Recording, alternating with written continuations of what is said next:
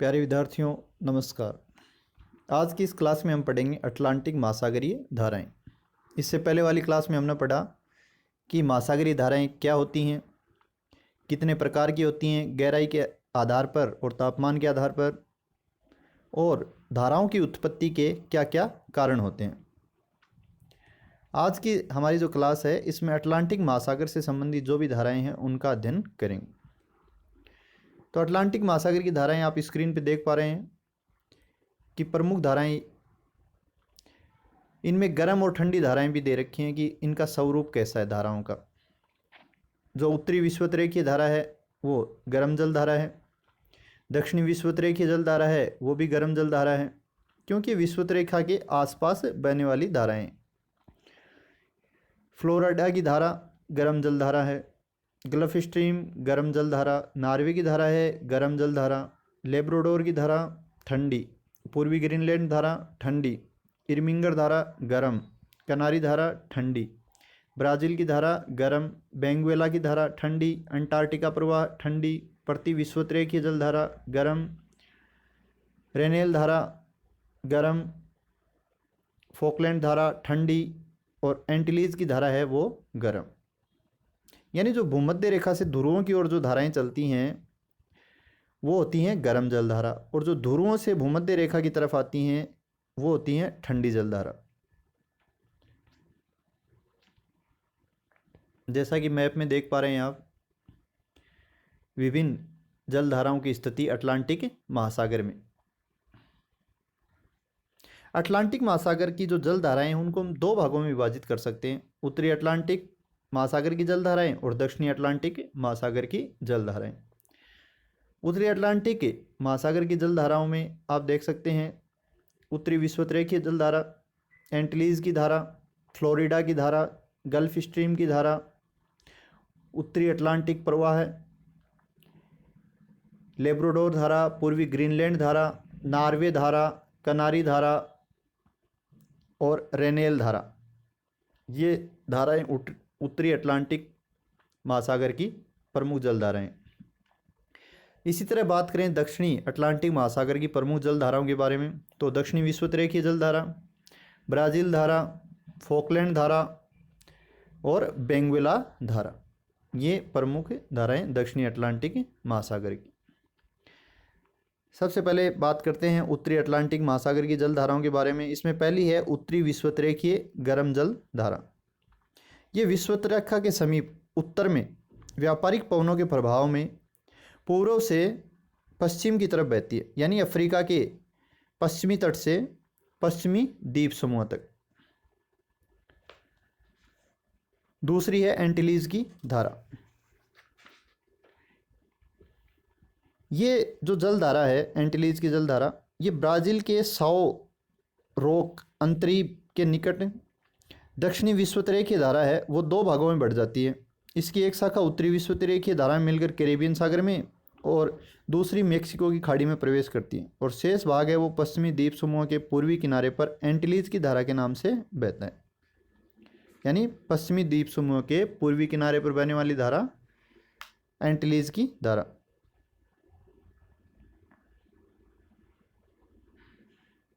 तीसरी है फ्लोरिडा की गर्म जलधारा।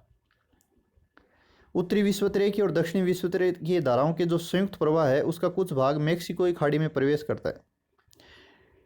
यहाँ मिसिसिपी नदी है वो काफ़ी मात्रा में जल डालती है, जिसके फलस्वरूप मेक्सिको की खाड़ी में जल स्तर है वो अटलांटिक महासागर के जल स्तर की अपेक्षा ऊंचा हो जाता है, और व्यापारिक पवनों के प्रभाव से ये धारा के रूप में मेक्सिको की खाड़ी के तट के साथ साथ बहने के बाद फ्लोरिडा के मुहाने से होकर के खुले महासागर में निकलता है। यहाँ एंटिलीज की धारा भी इनमें आकर के मिल जाती है। फ्लोरिडा अंतरीप से यह सम्मिलित धारा संयुक्त राज्य अमेरिका के दक्षिणी पूर्वी तट पर बहने लगती है, और इसे केप हेटेरस तक फ्लोरिडा धारा कहते हैं। गल्फ स्ट्रीम की गर्म जल धारा, केप हाटेरस से ग्रांड बैंक तक इस धारा को गल्फ स्ट्रीम कहते हैं। गल्फ स्ट्रीम धारा को मेक्सिको खाड़ी में पर्याप्त मात्रा में गर्म जल प्राप्त होता है, जिससे ठंडे इलाकों में पहुंचा देती है।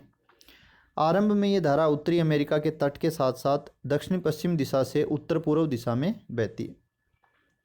हैलीफिक्स के दक्षिण में यह पछुआ पवनों के प्रभाव में आकर पूर्व की ओर मुड़कर सेंट लॉरेंस नदी के मुहाने की ओर चली जाती है। फिर है उत्तरी अटलांटिक प्रवाह। ग्रांड बैंक से परे गल्फ स्ट्रीम पर पछुआ पवनों का प्रभाव स्पष्ट दिखाई देता है और ये पूर्व की ओर मुड़ जाती है और अटलांटिक महासागर के आर पार उत्तरी अटलांटिक महासागरीय प्रवाह के रूप में बहने लगती है। नॉर्वे की गर्म जलधारा अटलांटिक महासागर के पूर्वी भाग में पहुंचकर उत्तरी अटलांटिक प्रवाह है वो दो भागों में विभक्त हो जाता है। इसकी मुख्य धारा है वो ब्रिटिश द्वीप समूह से होती हुई नॉर्वे के तट तक पहुंचती है, जहां इसे नॉर्वेजियन धारा कहते हैं। इससे आगे ये आर्कटिक महासागर में प्रवेश करती है। कनारी की ठंडी धारा उत्तरी अटलांटिक महासागर प्रवाह की दूसरी शाखा दक्षिण की ओर मुड़कर कनारी द्वीप तक पहुंचती है और यह अपेक्षाकृत ठंडे क्षेत्र से गर्म क्षेत्र की ओर जाती है, इसलिए इसे कनारी की ठंडी धारा कहा जाता है। यह धारा अंत में उत्तरी भूमध्य रेखीय या विषुवतरेखीय जल धारा में विलीन होकर के उत्तरी अटलांटिक महासागर की जो जल धाराएं हैं उनका जो चक्र बनता है उसको पूरा करती है।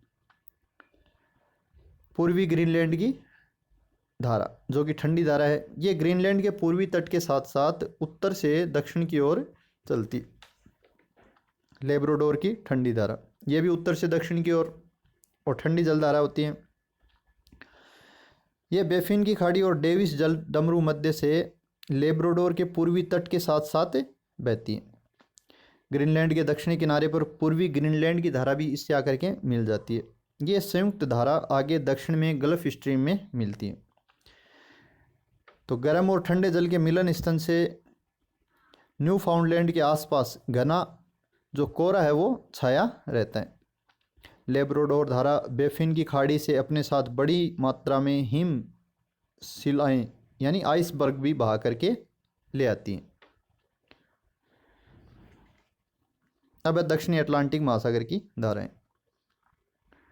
दक्षिणी विषुवतरेखीय गर्म धारा, ये विषुवतरेखा के दक्षिण में इसके समानांतर पूर्व से पश्चिम की ओर बहती है। ब्राज़ील की गर्म धारा, दक्षिणी विषुवतरेखीय धारा पश्चिम में पहुंचकर ब्राज़ील के तट के साथ साथ बहने लगती है और ब्राज़ील की धारा कहलाती है। फॉकलैंड की ठंडी धारा, ठंडे जल की ये धारा दक्षिणी अमेरिका के दक्षिणी पूर्वी तट के साथ साथ दक्षिण से उत्तर की ओर बहती है। ये अपने साथ अंटार्कटिका प्रदेश से हिमशिलाएं हैं वो बहा करके लाती है। गर्म और ठंडे जल के मिलने से यहाँ पर भी जो कोहरा है वो छाया रहता है। दक्षिणी अटलांटिक महासागरीय प्रवाह, जो तीव्र पछुआ पवनें हैं उनके प्रभाव से ब्राज़ील धारा और फॉकलैंड धारा का संयुक्त जल है वो पश्चिम से पूर्व की ओर प्रवाह के रूप में बहने लगता है, जिसे दक्षिणी अटलांटिक महासागरीय प्रवाह कहते हैं। बेंगुएला की ठंडी धारा, अफ्रीका के आसा अंतरीप केप ऑफ गुड होप के निकट दक्षिणी अटलांटिक महासागरीय प्रवाह दो शाखाओं में बढ़ जाता है। एक शाखा अफ्रीका के दक्षिण में बहने लगती है और दूसरी शाखा पश्चिमी तट के साथ साथ दक्षिण से उत्तर की ओर बहती है।